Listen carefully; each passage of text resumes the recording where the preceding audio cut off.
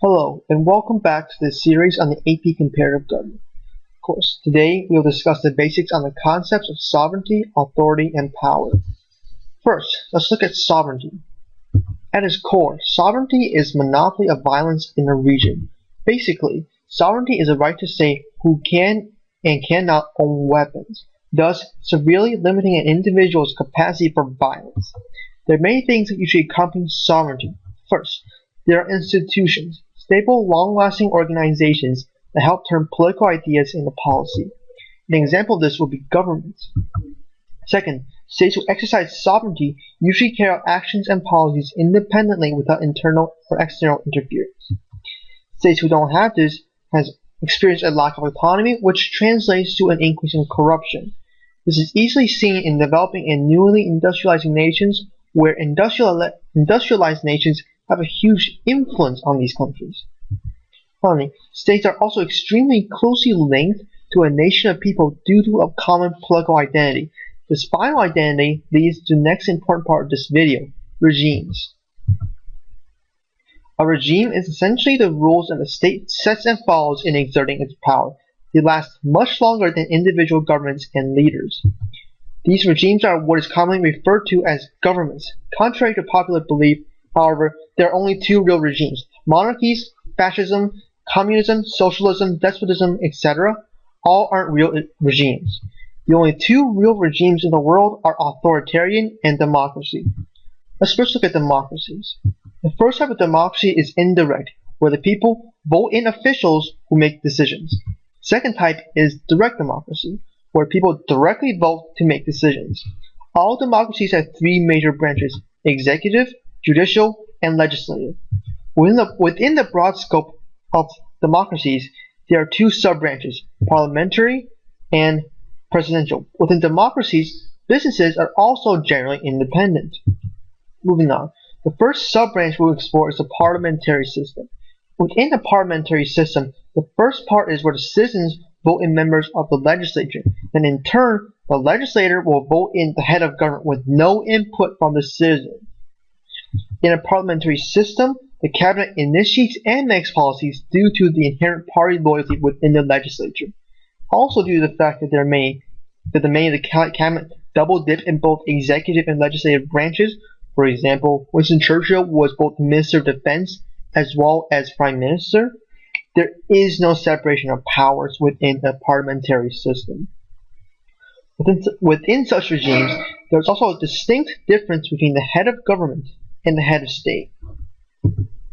Take Great Britain, for example, where in a parliamentary system, the monarch is the head of the state, while the prime minister is the head of the government. Within a presidential system, the people directly vote in both the legislature and the executive branches. Another trait inherent to these regimes is that there is a distinct presence of separation of powers, most easily displayed through a checks and balances system.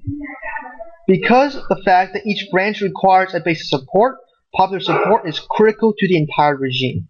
Also, due to the checks and balances system, policy-making processes are remarkably slower than that of other regimes. In our studies, the two clear presidential democracies are Mexico and Nigeria.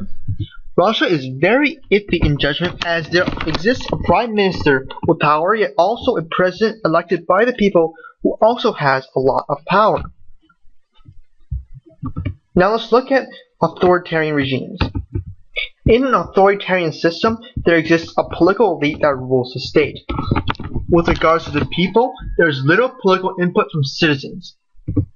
The ruling elite can either be individuals or despots, families or monarchies, or political parties in communism.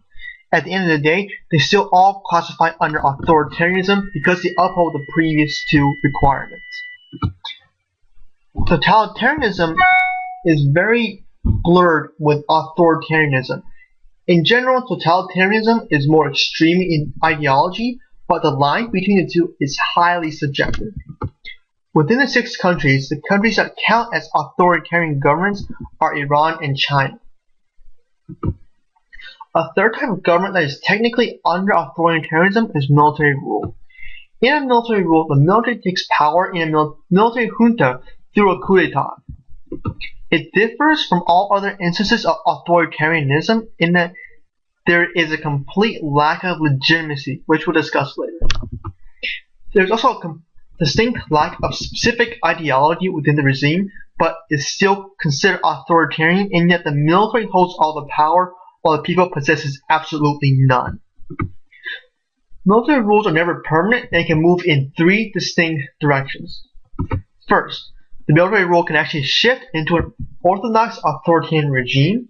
Second, the military rule can transition into a democracy. And finally, the military rule can collapse, leading to the destruction of the regime. There are three key differences between authoritarian and democratic regimes. First, democracies have constitutional responsibilities, which can be translated into social contracts with its constituents, most notably through constitutions.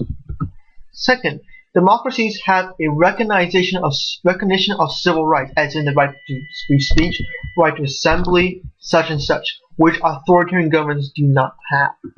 Finally, businesses are different in the two regimes, with democracies granting more independence, and authoritarian regimes granting less independence. But business is key in both regimes.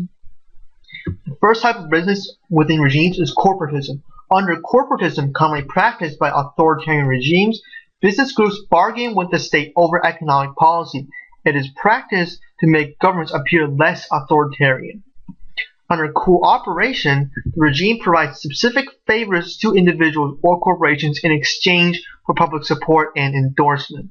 Under pluralism, power is split among groups that compete for the chance to influence government policymaking, which can exist in both democracies and authoritarian governments. In a democracy, the formation of such groups is spontaneous, and the interactions between groups and governments is purely voluntary, making these interest groups completely autonomous. Democracy also affects corporatism and cooperation in that in a democracy, interest representation is institutionalized through the recognition by the state. Such groups are legally bound to the state and become semi-public agencies acting on behalf of the state. Another key issue in understanding this topic is the subject of legitimacy. Legitimacy is essentially the right to rule as determined by the citizens. Now, the first type of legitimacy is traditional legitimacy, where the belief holds that tradition should determine who should rule and how they should rule. That is typically established myth and legends and upheld through rituals and ceremonies such as crowning ceremonies and such and such. Within traditional legitimacy, there exist symbols of power to materialistically represent this legitimacy. This usually takes the form of a ring, a crown, a scepter, a throne, so forth and so forth. Now, within the modern world, there exist two types of traditional legitimacy. First of all, there are the monarchies, such as in Great Britain, where a ruling family passes the throne from one person to another. While in the other sense, it's religious traditional legitimacy, which exists in the Middle East and Arabic countries, where the leaders of a regime are typically men who are well versed in the Sharia or the Islamic law. This can be typically seen in Iran through the power gained by Ayatollah Khomeini. Now, the second type of legitimacy is charismatic legitimacy, which is based on the quality of a leader, as well as the personality of a leader or a small group of people. Now, at the basic level, charisma is legitimacy. When charismatic legitimacy takes over, how much charisma a leader has is how much legitimacy a leader has. Now, the problem with this is it doesn't survive past the founder, because once the founder dies, the charisma is lost, as charisma doesn't transfer to the successor.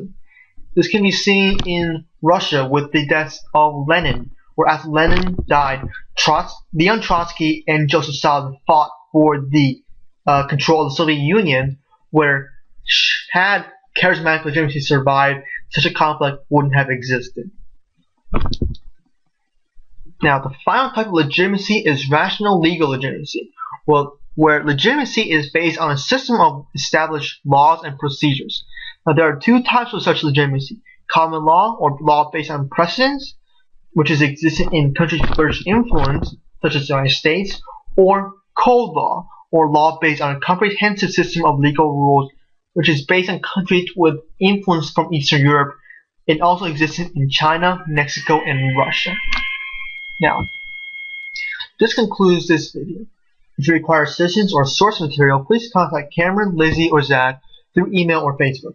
Next week, we will cover political culture and institutions. Thank you and have a great day.